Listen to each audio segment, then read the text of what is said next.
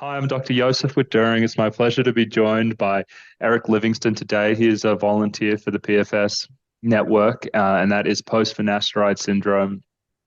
And it's a condition that causes a lot of neurological problems and sexual dysfunction, and it is really becoming a bigger and bigger deal. And so Erik is going to talk to us about what PFS is and some of the challenges in getting it recognized, and then share his own story about PFS. So I'll turn it over to you, Erik. And let you get started. Thanks for being here. Tell us what is PFS. Well, thank you for having me, Yeah. Joseph. So PFS really, it refers to a constellation of different symptoms that include neurological symptoms, physical symptoms, sexual symptoms. It's an extremely debilitating condition. There have been hundreds of recorded suicides as a result of PFS, and obviously it can range in severity from just quote unquote, erectile dysfunction, which obviously is devastating in its own right, to 30 plus symptoms. So Mm-hmm. yeah, it is a very devastating multi-systemic syndrome. Yeah, that's quite poorly understood, unfortunately. Yeah. And when I think about PSSD, which is the post SSRI sexual dysfunction, I know that they're often considered to be very similar conditions. Mm. Over time, I kind of see the core features of PSSD as one. There's genital numbness, but also there's what I think is emotional anesthesia. Now, these people describe, feeling no emotion, and so that would probably be the most common thread among the people that I talk to. And sure, they can have other things.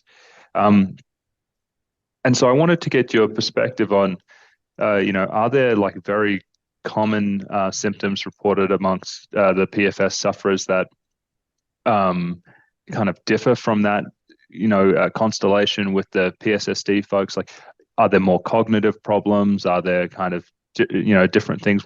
What's your general understanding of like how these PFS folks really present and what they complain about most commonly?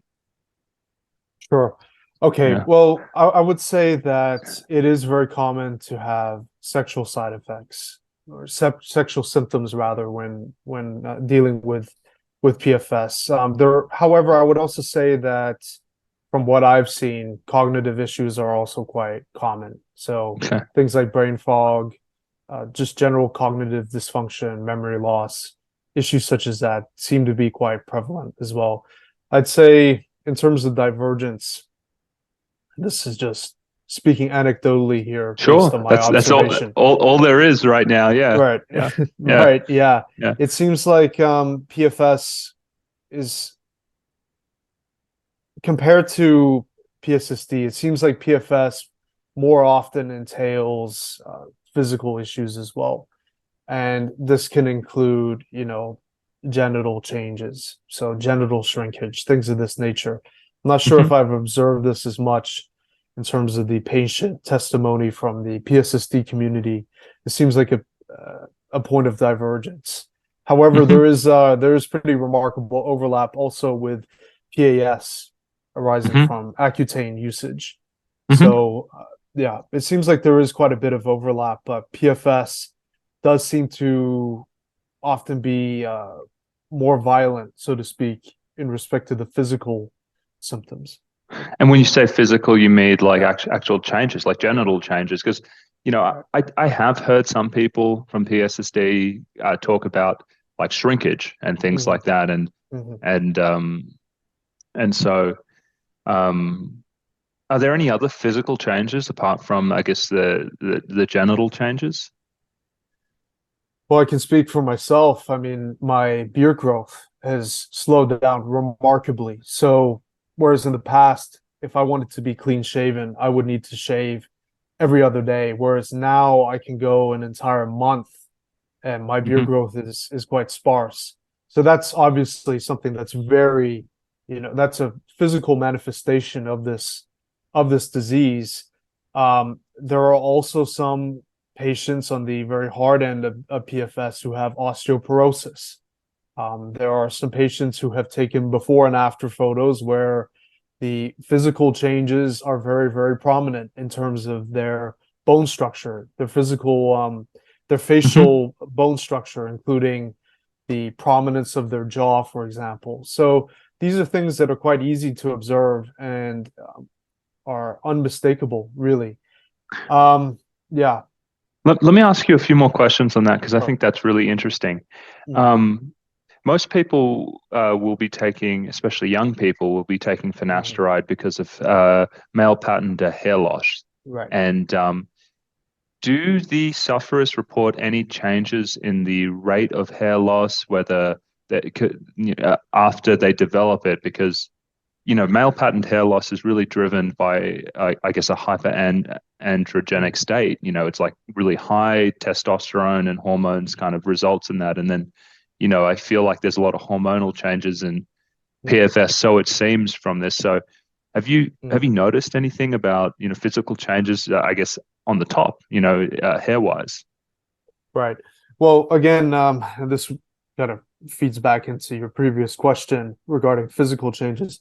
I've noticed that for myself, there's been a very marked reduction in terms of body oil. So my hair is a lot drier, my scalp Hmm. is a lot drier, and my skin in particular.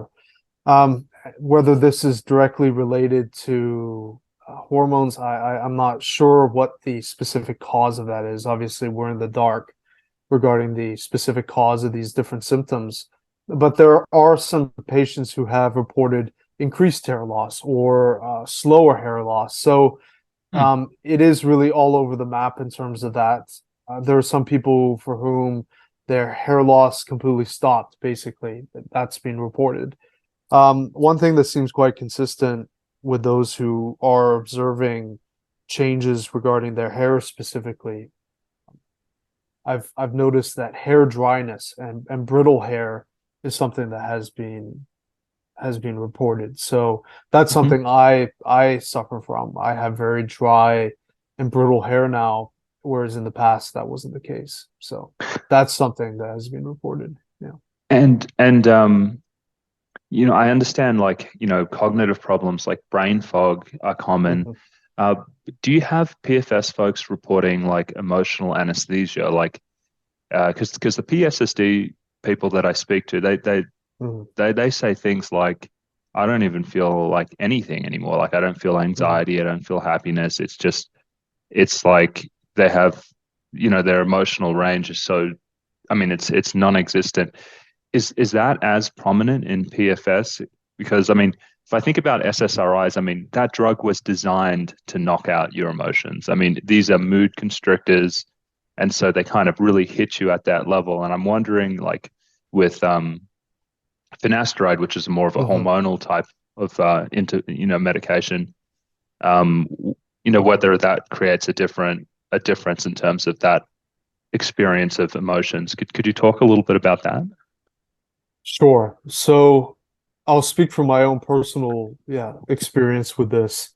I remember when I took finasteride on the second day, I and bear in mind that this was a very new relationship. We were very much in the kind of honeymoon phase. And I remember being at a cafe with my girlfriend and looking at her, and I felt absolutely no emotions. Now, that was while I was on the drug.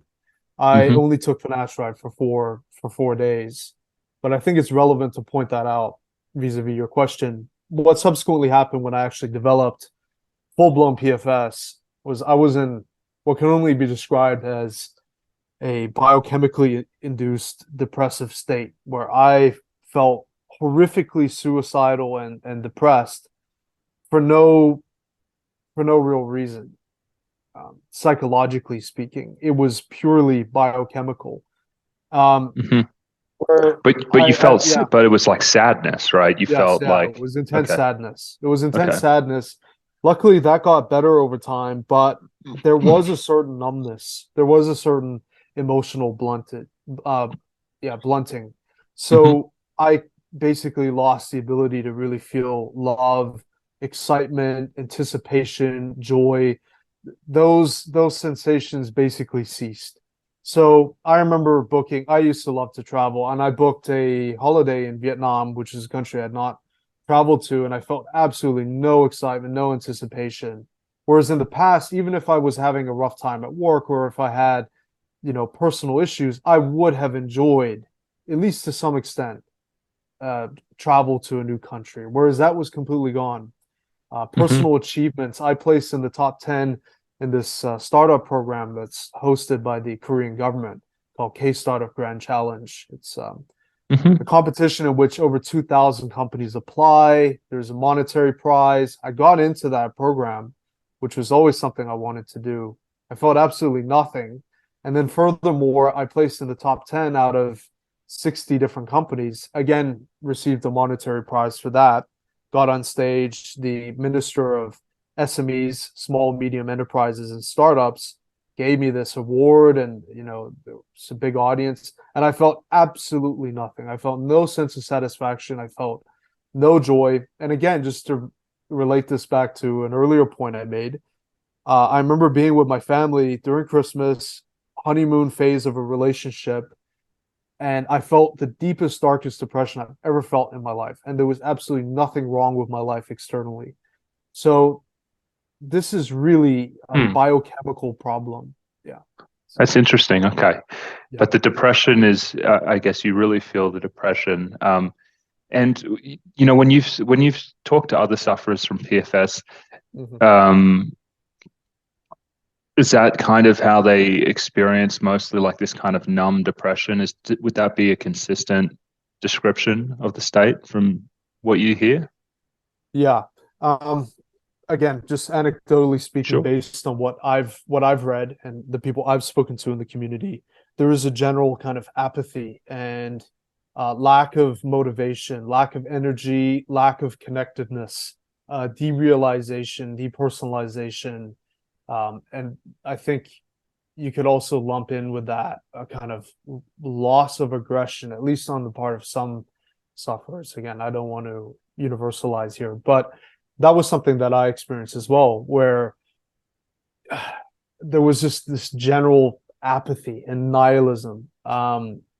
And that, again, also included just an inability to feel any joy or anticipation or love or Hmm. libido, just kind of zombie like state, an anhedonic zombie state. Yeah. Do you drink alcohol? I've stopped drinking alcohol Okay. basically. Yeah. Although I Um, have tried on occasion, and it's been a very weird experience because there hasn't been any real pleasant feeling that emerges from that. There's no euphoria. Whereas in the past, if I had a couple glasses of red wine, I'd feel euphoric, I'd feel happy and in a blissful state. Whereas that's gone now. It's very strange. okay. Yeah, that's another thing that the PSSD folks talk about. Do you hear that experience from other sufferers that they become less responsive to intoxicants, alcohol, Mm. drugs, psychedelics, even sometimes. Hmm. Yeah, that is definitely something that I have read about and heard from other people in the community. Yeah, Yeah, yeah. I did an interview with Anmol, who's a PSSD sufferer. I think it just posted yesterday, but he did a full-on ibogaine trip, with a massive Mm, dose of it, and essentially felt nothing. And which is it's like meant to be like the most potent mm, psychedelic, and it was mm, just there was yeah, I don't know, his serotonin system or whatever is responsible for inducing the hallucinogens was just so unresponsive to that chemical that there was nothing, which was interesting, really, really interesting feature of it. And so other things that do you have any gastrointestinal changes with PFS? yeah, that is something I did observe, especially early on, where there were a lot of issues related to that, indigestion, things of that nature. Yeah, that was something I observed. Yeah. Yeah. Any problems? Like, do people report problems with diarrhea, constipation, and anything like that? That wasn't as much of a problem for me, but one Yeah. thing that was an issue Yeah. was certain intolerance to certain things. So Mhm. especially like dairy, things of this nature. Um, Interesting. yeah, yeah.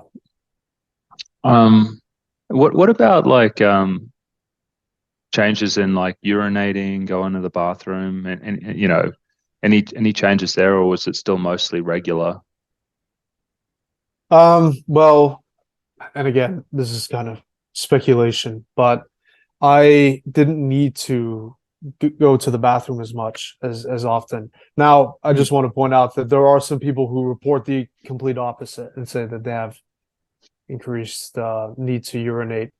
Um, so again, I don't want to speculate too much, but it feels almost as if my yeah, my prostate has shrunk. I mean, it is after all a at its Hmm. root a prostate drug.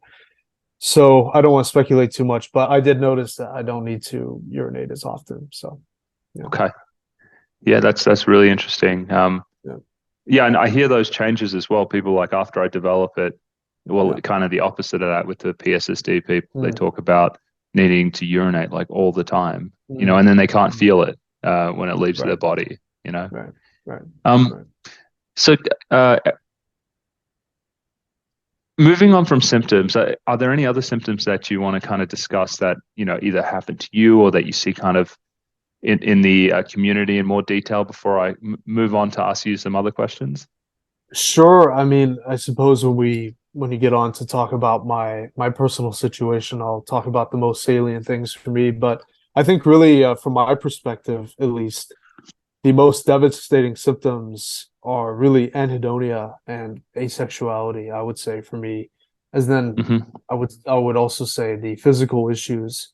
I mean, the anhedonia is such that there's really no life quality because I can't listen to music and enjoy that. I can't enjoy sunrise, a sunset. I can't enjoy Christmas, New Year's, my birthday, anniversary, dates, you name it. Basic things that people take for granted. I am physically incapable of enjoying those things. And it really makes life miserable. It makes life just kind of an imprisonment, a long drawn out imprisonment in which you don't know if or when you're going to be let out, essentially. And then the asexuality, of course, it makes it very hard to be in a relationship when you essentially have to play act. You have to be this actor, and things which used to come naturally, small displays of affection and things that are very common in a relationship, you kind of have to force yourself to do those things because it's sort of a phantom feeling that you're left with, which is devastating. The same applies to non-romantic relationships. So friendships or familial relationships where you can't really feel any bond anymore with those around you. And it's devastating. It puts up this kind of invisible barrier between you and other people.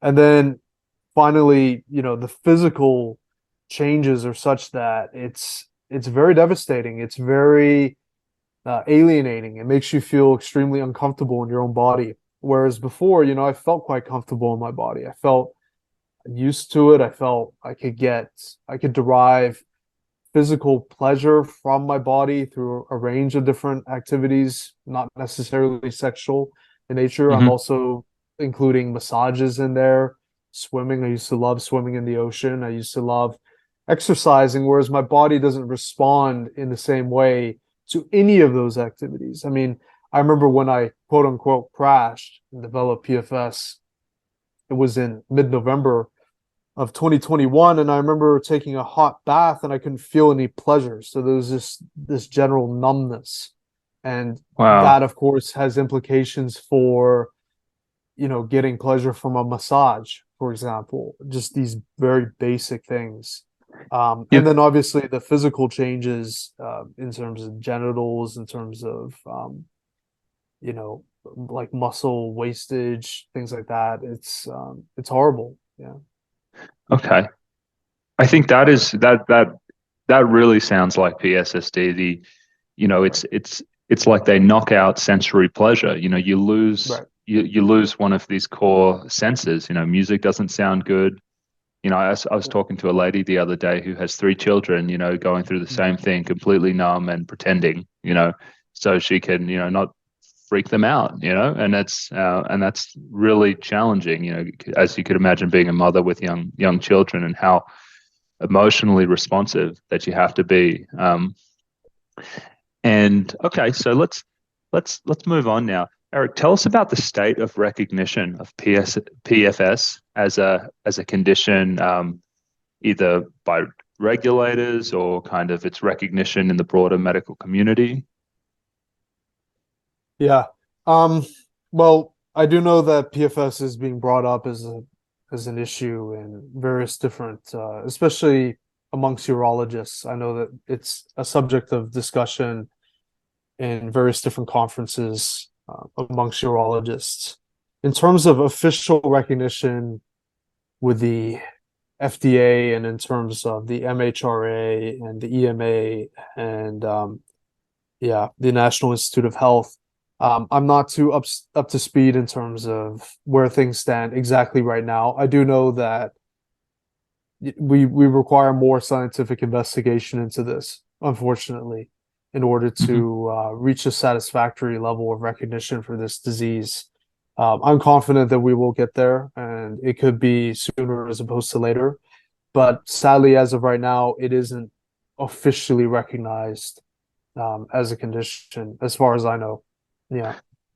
Yeah, I looked at the label the other day, at least in the FDA, and it's kind of hidden in the post-marketing section down there. So it says, for some people, sexual dysfunction has endured, but in no way does it even come close to the kind of detail that we've just described in terms of the full constellation of symptoms and what they're like.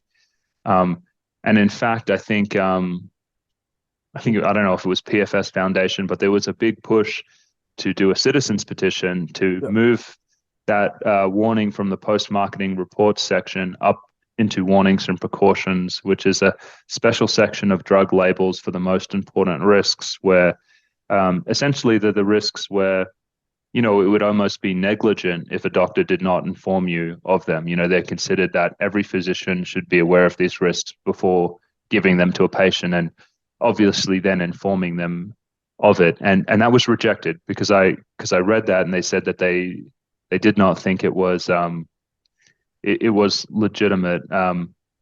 I know with a lot of psychiatric medications, every time people have brought up problems, whether it was with suicide risk and things like that, they've said that, the people talking about it are Scientologists, or, that they have some kind of hidden agenda, where they're just anti-medication. They think that, everyone, I pulled myself up by my bootstraps. Now you should too. So I'm going to just scare you out of taking meds. Like this kind of, this agenda behind raising the risks. Do you cop that kind of flack in the PFS community, like that you're like being alarmist, trying to frighten people away from a medication that they really need? I mean, do you get any of that criticism?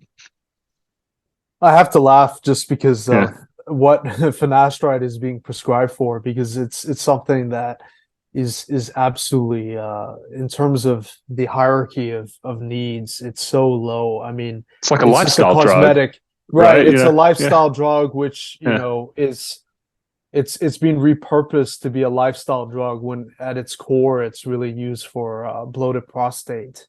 And it's just ridiculous. I mean, I personally have seen at least 12 doctors. I've seen endocrinologists, neurologists, urologists, general practitioners, psychiatrists. I've seen a very wide range of doctors, and most of them are not aware of a PFS.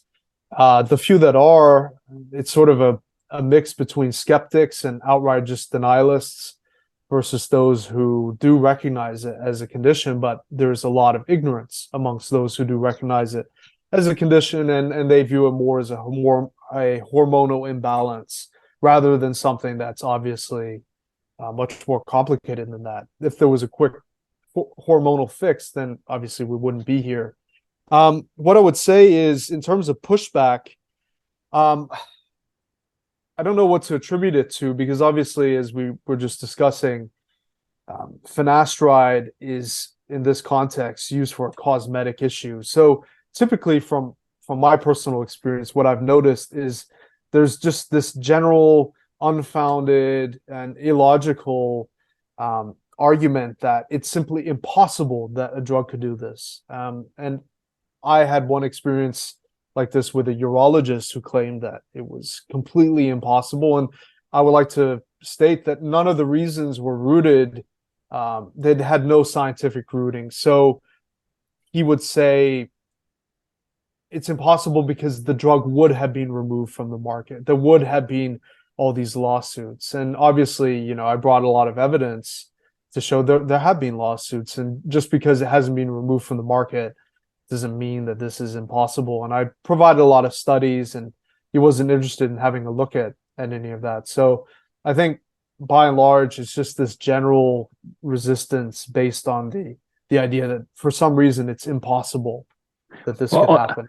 On that point, I'm going to share my screen because on my channel, I talk a lot about how doctors are not aware of drug labels. And so what we're looking at now is the drug label for finasteride. And, you know, you're seeing these people who are saying, this is not true.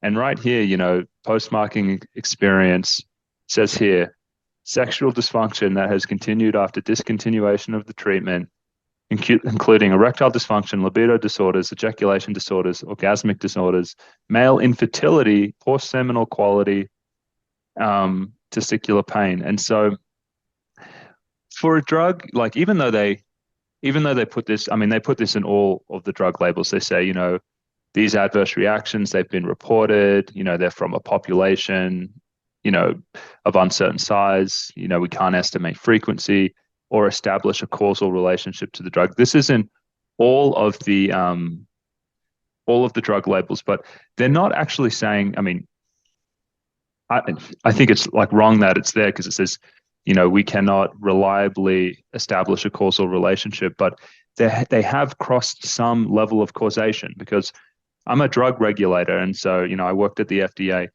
For an adverse reaction to be listed in the label, it has to cross a threshold of a reasonable possibility of association. You know, they don't just put anything in there that people report to them through the post-marketing system. I mean, you need to cross, you know, that threshold. So doctors do not read drug labels, and so you're going out there and you're seeing these people, and everyone else is probably having similar experiences where they're saying, you know, it's impossible, it's never happened. It's in the drug label, you know, it is recognized in there, but no one knows about it. And I think that's, I guess, why I want to do things like this and kind of push social media pretty hard on this, because we are at a turning point. We are at a place where there is at least, you know, recognition from regulators that this can occur. Yeah. Yeah, exactly. Well, it's interesting that you mentioned that because I remember when I was prescribed finasteride, I specifically asked the doctor, are there any side effects? And I was told, not really. You might notice a slight drop in libido, but it will be mild, and it's mostly psychosomatic anyway. And if it does happen, you can just stop the drug, and everything will go back to normal. And that was the end of it. That was it. When I had specifically asked about the risk of side effects. Now, if I had been told, you know, there is even just a 0.1% or a 0.01% chance of any permanent side effects, symptoms, I absolutely would not have taken the drug in the first place. So I think there are a lot of doctors who are really failing in their duty of care. And even more shockingly, there are these burgeoning companies like Hims, Keeps, Roman, who are telehealth companies. I'm so happy you brought that up because, I mean, they're all over my Facebook page. Okay, I mean, their yeah. Facebook marketing campaign is out of this world. Right. They're really good marketers. So have you guys reached out to them? And you know, I don't know if anyone's reached out to those groups and said, hey, you know, the way you're pushing this is kind of reckless, you know, and just, you know, it's this lifestyle thing and it's so easy. I don't know if you've had any encounters with those organizations. Well, I have an interesting story for you in terms of this. So I had a look at their website a while back. The Hims, it was actually, it was the HERS website. Now, I noticed that they were actually marketing finasteride minoxidil compound mixture, topical spray for women, for Hmm. postmenopausal women. Now, as far as I know, this is something that the drug has not been approved for. It has not been approved for women. So they were marketing this to postmenopausal women, and someone in the community reached out to them, sent them an email, and the last time I checked, they stopped advertising the Yeah. finasteride compound for women. But in terms of encounters with them, sadly, there are a lot of young men who are coming into the community because they're being told, if you use the topical spray, it's a lot safer. The safety profile is great, and there's a reduced risk of side effects. Now, again, there's absolutely no basis for this because once it enters systemically through the scalp into the skin, well, then it's performing the exact same function as taking it orally. There's no science to indicate that using the spray topically is safer in any way compared to taking it orally, in the same way that there's no real difference between taking 5 mg versus 1 mg of finasteride, because it is really dose independent. So it's really irresponsible what they're doing. And if you have a look at their marketing collateral, it's they make really no mention of the risks. They put out one video where they basically, the format was like a Google search where they said, can I still have sex on finasteride, which is kind of a silly way of asking if there Hmm. are any risks, sexually speaking, in terms of this medication. And they had two doctors in white coats who said, yeah, of course, finasteride has a great safety profile. You shouldn't, trust everything that you read on Google MD. Yeah. It's very well tolerated, and basically just dismissing this very real risk associated with this drug. So I'm glad you brought up the topical sprays, because I had that same thought. I'm just like, to me, I'm like, okay, maybe it's, it's local, there's less systemic exposure. I wonder whether, like, that makes a difference. But you're actually seeing people come into the community just from, just ointment on their head, right? Yeah. yeah, exactly. Even just single exposure, just one time. Yeah. People who end up having, over 10 symptoms. I interviewed someone for my YouTube channel, the Moral Medicine channel. This is someone who's in university. I believe he's 20 years old. His name is Sumer. And I believe he used it twice. And he has symptoms ranging from, which he talks about on our channel, sexual dysfunction, loss of libido, anhedonia, genital changes, like really violent array of multi-systemic symptoms from using Hmm. it, just a couple times. And of course, there was no informed consent.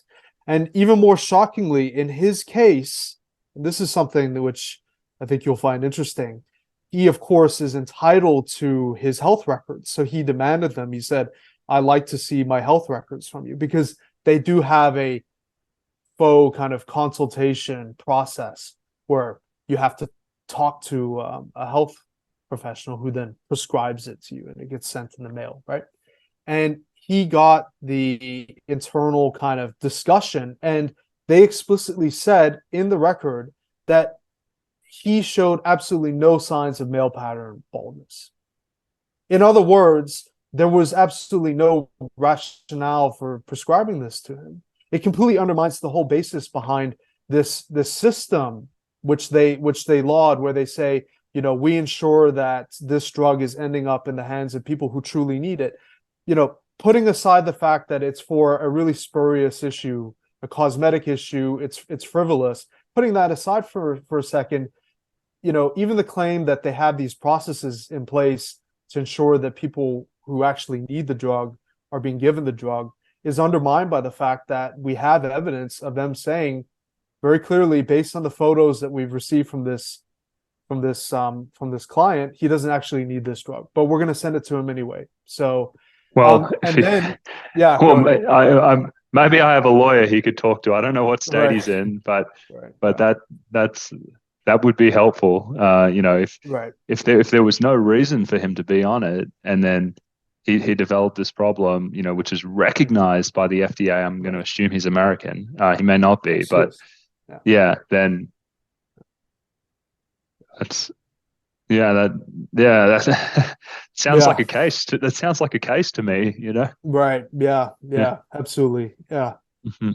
So it's really a shocking trend. And since these companies have arisen, Hims started in 2018, there has been an uptick. And if you have a look at their press releases and their investor relations presentations, which I have, they cite studies saying that 90% of men, when they are quote unquote educated about the issue of hair loss, and of course educated is a euphemism for being told incorrectly that there is this extremely safe solution for male pattern baldness and that they can do something about it, according to this one study that they cite in their investor relations presentations.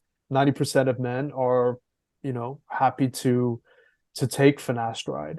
So they use that as a basis for extrapolating and saying that the total addressable market size for finasteride is in the tens of millions in the US alone. So anyone can go have a look at this. They are a publicly listed company. You can download the most recent investor relations presentation and you can see this rationale in there. So it's That's really crazy. shocking. Yeah, I'm going to it share is. something again because I'm just fiddling around with the label here. But so now we're down in the section for um, let's see, patient information. Read this patient information before starting finasteride, and each time you get a refill, as there may be new information in here. And down here, interestingly enough, it says Mm. decrease in sex drive that continued after stopping the medication, problems with ejaculation continuing after that stopping the medication, male infertility or poor semen Mhm. quality. I mean, this Mhm. stuff is horrific, but It I is. guess the point I want to make is that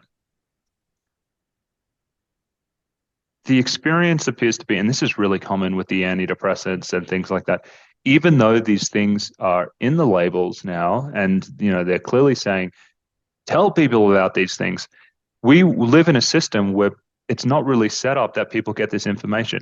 I get drugs from the pharmacy. I get drugs from my doctor. Hey, any risk for this? Nah, not really. Maybe a little bit of this. I go to the pharmacy. No one even talks to me. They have a little piece of paper. They slide it across the desk, and you have to check a box. I have received counseling about this. Most people don't even look at that. They're just like, oh, okay, yeah, all right, whatever. And so I'm talking about the United States. I don't know Mhm. if this is the Mhm. experience in other places, but no one is talking about these Mhm. risks because if that is in the patient counseling information Mhm. where it's like everyone Mhm. should read this and it says, Mhm. you know, depression that continues after taking the drug, unable Mhm. to, achieve an erection after coming off the Right. medication, no one would take it. Right. Like the majority of people Right. would look at that and just go, this is crazy. Yeah. But everyone just trusts their doctor. They go, Right. he would never expose me to this. Yeah. How could this drug even be on the market for this Exactly. non-serious condition if it could Exactly. cause enduring erectile dysfunction? And it's like, Right. and so I'd love to get your thoughts on that. I mean, like, what like, how do you feel about the way that these drugs are being dispensed with no information? I guess from the boots on the ground, the pharmacists and the doctors, because at least now it's in the label, but I mean, that doesn't seem to make a Mm. difference. Yeah. No, it doesn't seem to make a difference. And from my perspective, it completely ruined my life because Yeah. I essentially had that assumption that of course there wouldn't be something on the market, FDA approved, that could do this, especially as you said, for a cosmetic issue. And I certainly didn't anticipate that someone who is a registered healthcare professional, who has all the diplomas on the wall and who's studied medicine for many, many years, would be so reckless when directly asked in no uncertain terms, are there side effects? Is there a risk with this? And I have all the correspondence with this doctor, after I developed this condition.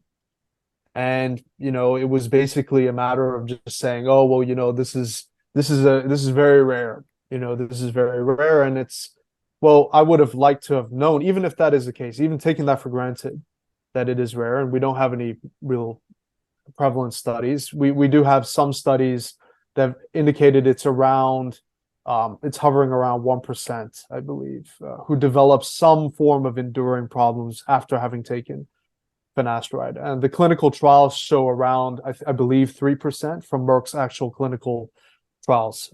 Don't quote me on that, but I believe it's around that figure. But had I known that there was even just a 1%, or as I said before, even a 0.1% risk of any side effects, I would not have taken it. Even just dry skin, which in comparison to a lot of the things I suffer from, would have been enough for me to say I'm not really willing to take something that has a risk of enduring problems. And obviously, I have over 30 symptoms, so it's interesting, just devastating. Yeah. So if there's people out there who are listening to this who have received this medication from Hims or Hers or Roman or any of these things, and you've had a bad and you felt like they did not tell you about this, please reach out to me, because that's a story in and of itself. This is like something that should be blasted on the news. There should be some kind of sting operation with like federal agents where we're just like, hey, there's companies out there that are actually pushing these drugs. There's stuff in the drug labeling that says, people develop permanent sexual problems afterwards, and they're just giving it out and no one's even bringing it up. So if that's happened to you, I want to hear from you. Because this, it's just an abomination. It is such bad medicine. It is. And I'd like to draw your attention to a couple other things. If you could please share your screen for the FDA screen that you brought up before. I'd like to point something out, which is quite interesting. So if you go to the top, you'll see that in no uncertain terms, it says not for women. I believe that's made very clear. Yeah, it says men only in capital letters. If you go back to the other screen, it says it's for men only. Right there for indications and usage in men only in capital letters. Yeah. And they put it in bold in capital letters, not to be used by women. Now, Joseph, if you like to just open up the link that I sent you from the Hers website. Now, Hers are a publicly listed company who are pushing this drug.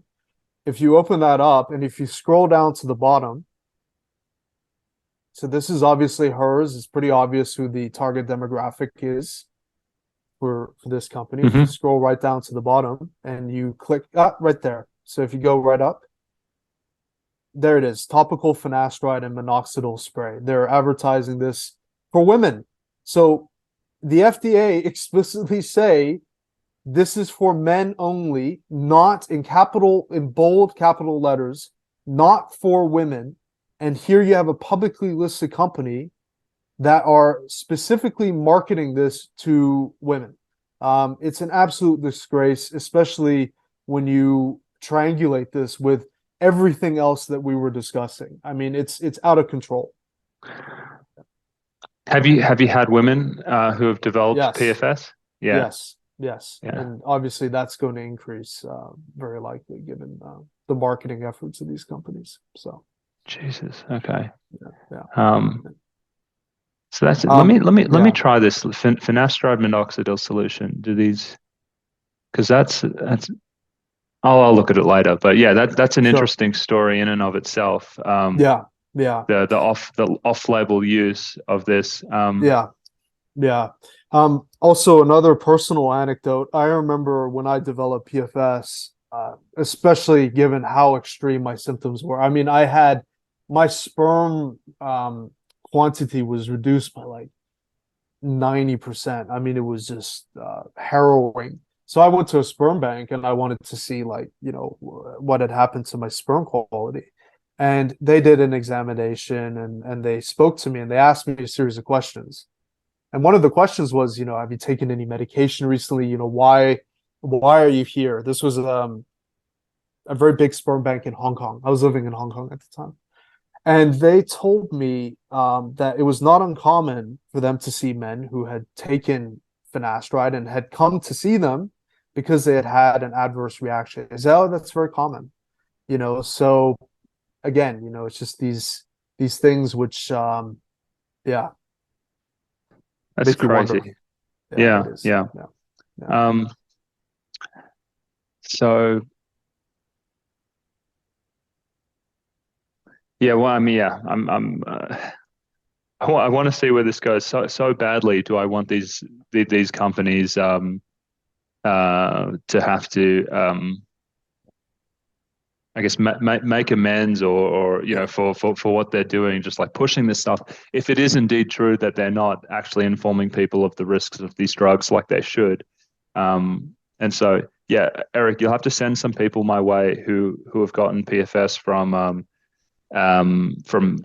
these websites. I want to hear what happened to them in the consultation visits. Yeah. Yeah, absolutely. Yeah. That's a good Maybe I'll idea. try and get like a federal agent to go in there and do a sting on them or something like that. That would be great. Yeah. Yeah. Um, yeah. So, all right. So let's shift forward. Let's talk a little bit about you and your personal story now. Mhm. What what happened to you? Yeah, give us the high points. How did you Mhm. develop PFS? What were you taking finasteride for? And what's happened since then? Right. Well, I had a pretty, how can I put it, kind of perfectionist mentality. So I was very into self-development, and I, I started to notice that my hair was thinning a bit. So I thought, I'm going to investigate this. I'm going to see if there's anything I can do about this. So I was in South Korea at the time, and I did some Googling, and I came across this hair transplant clinic slash dermatologist office. So in Gangnam, which is, the heart of Seoul, it looked like a very serious operation. So there were no red flags. I booked an appointment with them, and I saw this doctor. And I basically just said, look, I'm curious about what I can do to kind of stave off hair loss and address this issue. He immediately recommended finasteride to me, and he just explained the mechanism of action, and he kind of explained what kind of results I could anticipate from taking this drug. And then, of course, I asked him, is this safe? Are there any side effects? As I mentioned before, he assuaged my fears. He told me it's perfectly well tolerated, safe. Um, if there are symptoms, they will be mild, rare, and temporary. That was what stood out to me. He said they're very rare and they're mild, and they'll go away if you stop taking the drug. So I thought that it really was a win-win. So I took the drug for 4 days. I felt a little bit weird on the drug. I felt a little bit unstable, lethargic, and then I mentioned the aspect of feeling a little bit blunted emotionally, especially in terms of my girlfriend. So that was enough for me to notice that, like, okay, this feels a little bit weird. So then I Googled it. I had a flight back to Hong Kong. I was at the airport flying from South Korea to Hong Kong. And I Googled the drug, and I came across, I had to do some digging to find this information. It wasn't readily available. But I did find these reviews and various different things about the drug, which made me think this is absolutely not something that I want to take. So I threw it in the garbage, didn't think about it. And I think this is a very important point because I didn't think about it. I thought that's that. This is not something that I'm going to risk. So I'm throwing this away. Then it was about 3 or 4 weeks later, I believe it was 4 weeks later, that I started to have genital burning. And that persisted for about a week. I was really freaked out. It was very disquieting. And then it was about a week after I started to have the genital burning that all hell broke loose. So I could barely understand what people were saying to me. I remember very clearly I was at a cafe working with my friend, and all of a sudden I just could not understand what he was saying to me. And obviously I was extremely panicked. I said, I have to leave. I packed up my stuff. I booked an Uber to my parents' place. I started having brain zapping. I couldn't feel any pleasure from taking a hot bath in the middle of winter, deep biochemical depression. I had songs in my head. I couldn't think properly. I couldn't understand things. I was extremely confused. It was an absolute horror show. Um, it felt like a portal had opened up and I'd just been sucked through and I'd entered this alternative reality, this hellish reality. And then over the next couple of weeks, I had this just cascade of symptoms. So some things were very quick to manifest, like explosive tinnitus, brain zapping, the biochemical depression, the loss of libido. But then there were other things that kind of were a little bit slower to manifest, like the reduced semen quantity, the genital changes, the slower beard growth. But it was just this unfolding of these just disastrous symptoms, basically, that I really had no way of anticipating. Yeah. Yeah. Okay. And so I want to ask you this because there's another thing that I see in the PSSD communities. When do people typically develop PFS? Like, is it coming off the drug? Is it on the drug? Like, what do you hear as like the point where they get hit with the full constellation? Yeah, it's an interesting question because they have done some patient surveys regarding this, and typically, I believe it's 42 days is the most common answer. 42 days after stopping the drug is when they develop PFS. So it seems to me that it's the minority who develop PFS while on the drug. Typically, it's once the person stops taking the drug, roughly a month or so after that, they develop PFS. Okay. Yeah. That's really interesting to me, that it's upon withdrawal. And I imagine there's probably still some people that might get hit with it when they're still taking the medication. I mean, do you hear that as well? I mean, just wondering. Yeah, I have heard of that.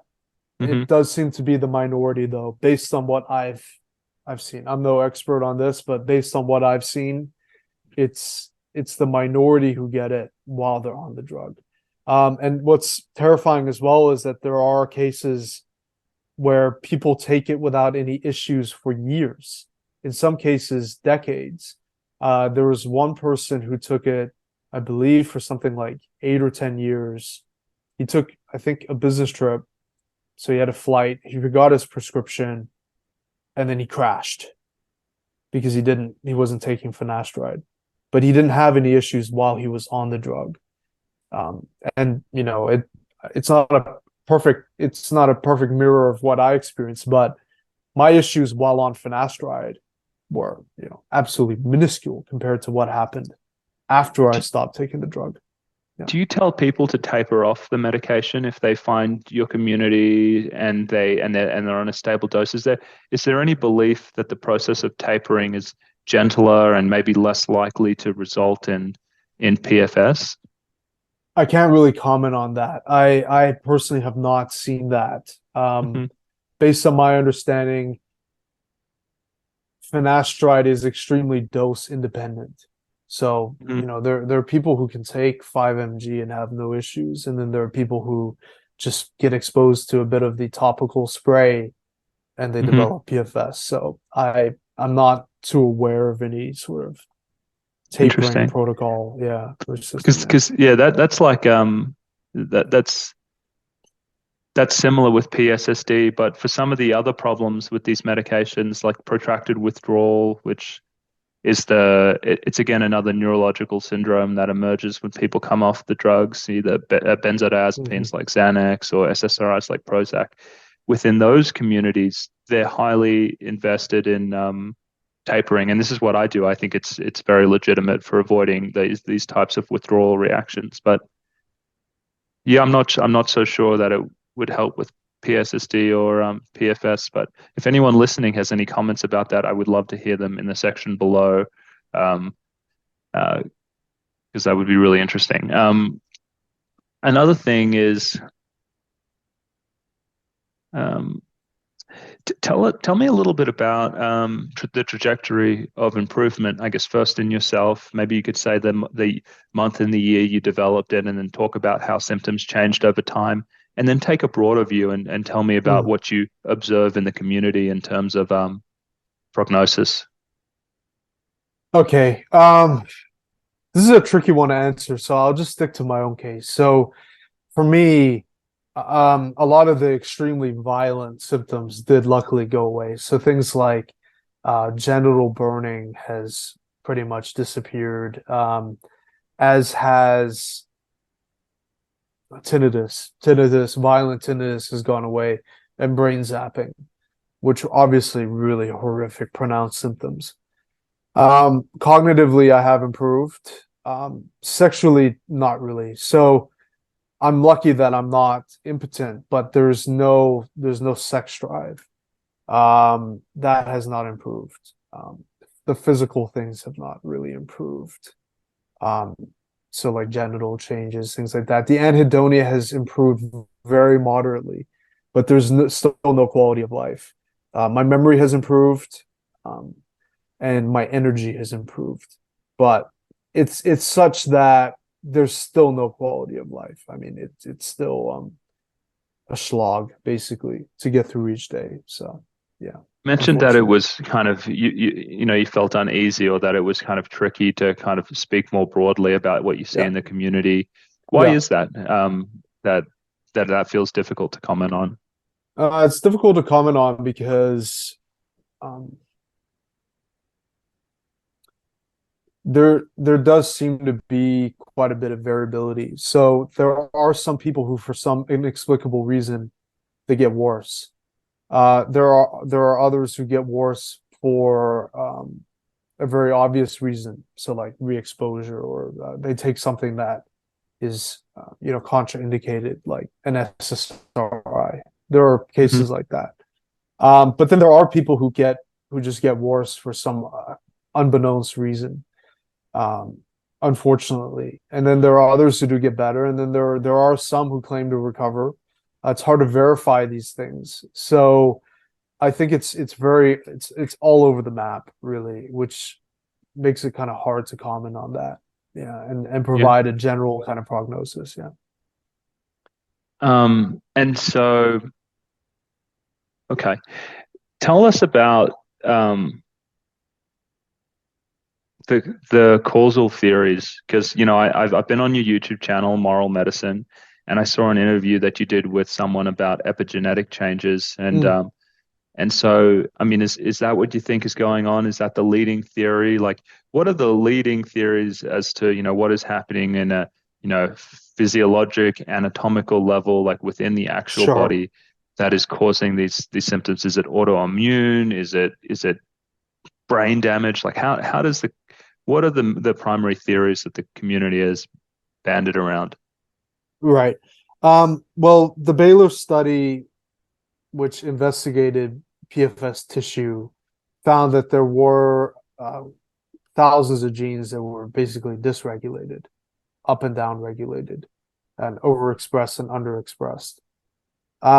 So the current studies that are taking place right now in Kiel, for example, under Nadine Hornig, which I participated in that study by providing tissue sample from my scrotum, is Hmm. building on the findings from Baylor.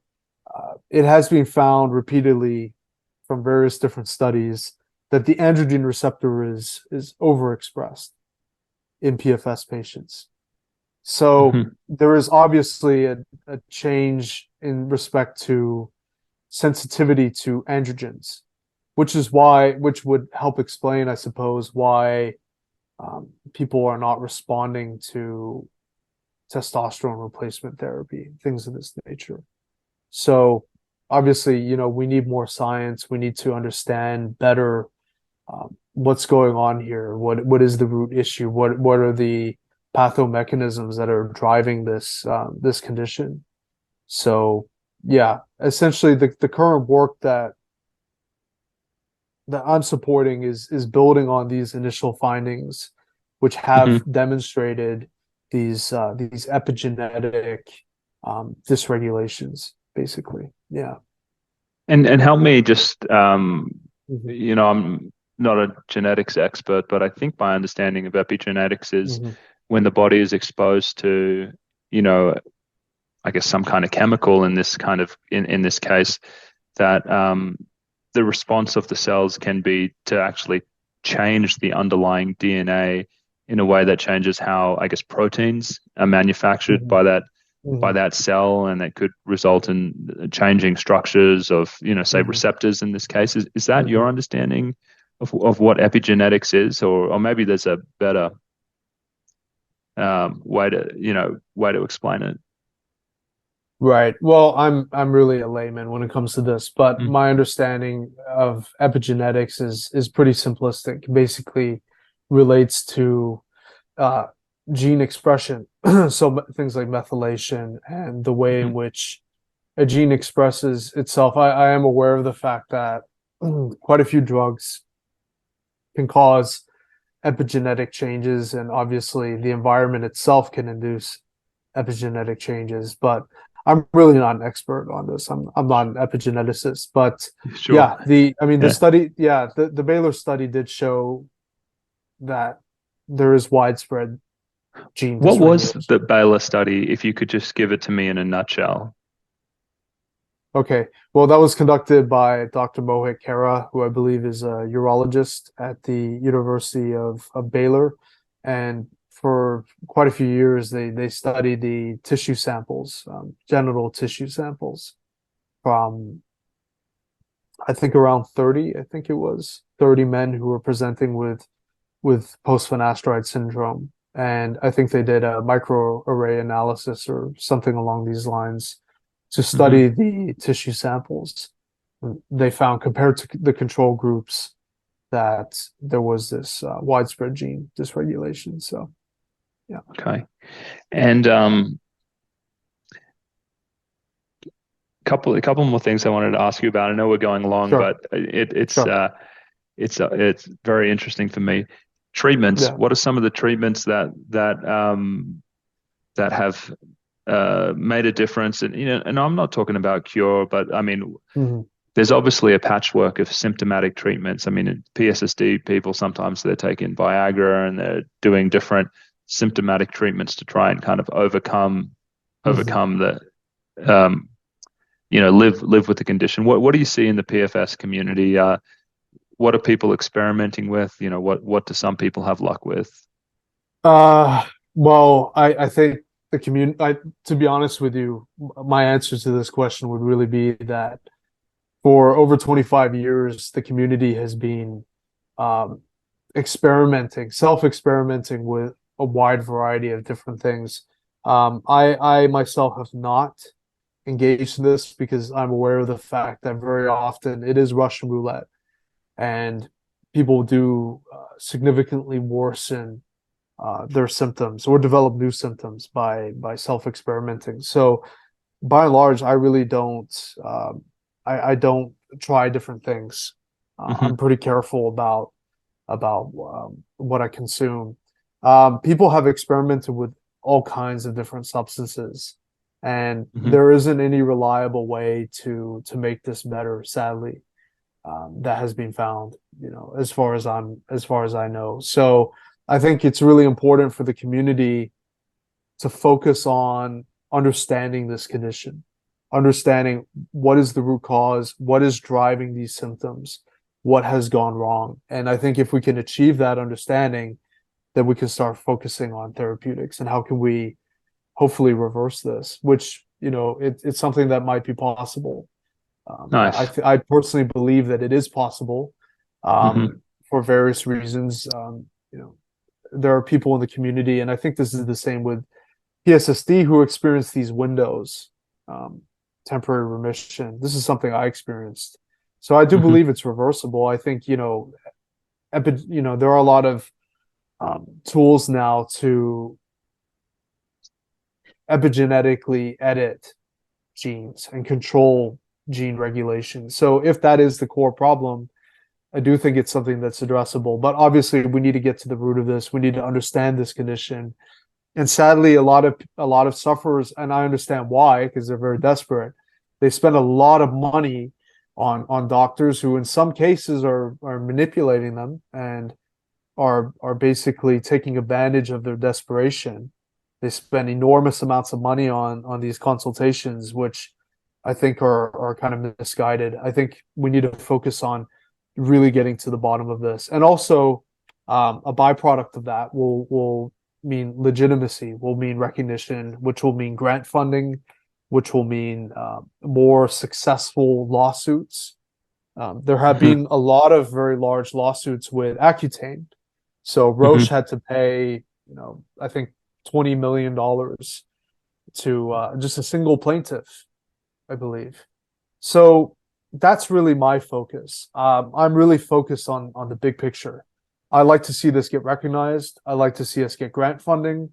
I like us to completely dispel this nonsense about this being psychosomatic. And I like to see restitution. I like to see very big class action lawsuits against not just the manufacturers, but also hims and these hers. companies. Yes, Yeah. yeah, exactly. Yeah. Yeah, it's very important. Yeah. And then I think we can chart the way to really targeted, safe, and accurate therapeutics for the community. So, yeah. So the next thing is I want to ask you about that psychosomatic comment that you made. I have seen patients with PSSD develop the condition, get gaslighted by their medical providers. The medical providers turn their families against them, make them think that they're crazy, and then they lock them up in psychiatric units for delusional disorders. Are you guys seeing the same thing on your side? Yeah, there was one friend of mine who was sectioned. For the same reason, basically. He's also a patient who was given no informed consent by his doctor. His doctor didn't tell him about the risk. And of course, he would not have taken it had he known. And he developed a pretty severe form of PFS, and his parents did section him. So yes, sadly, this does happen. Pretty much destroys your family after you go through an experience like that. It can. It absolutely can. Yeah, it's horrible on all fronts. Ask him if he'd be willing to talk with me, because I'd love to interview him about that, because that's like, I mean, if this is not bad enough, I mean, that's where the horror show starts. I mean, that's when it's like, not only do you develop this debilitating condition, but they turn your family against you and like ruin your personal life. I mean, it's hard to think about things getting any worse than that. I mean, it's like a nightmare.